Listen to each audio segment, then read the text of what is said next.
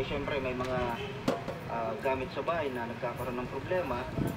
Eh, syempre sila na yung mag-cover. Pero hindi na kailangan magtawag pa ng expert. Eh, minsan kasi circuit breaker lang.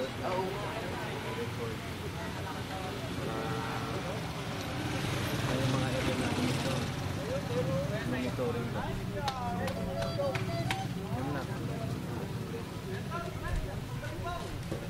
Hanggang anong oras kayo dito?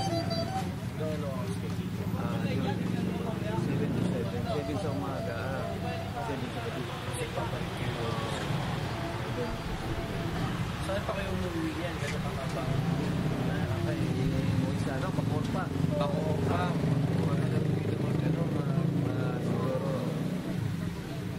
Nagbabike na kasi ako eh. Para maganda ba? Exercise. Para makatipid. Pero ganun pa. Ayos lang naman sa inyo.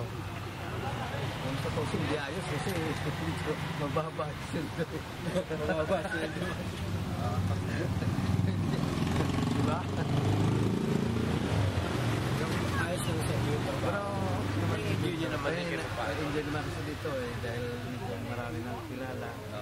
Na tropa, kabait mo na yung mga umunas. Diba?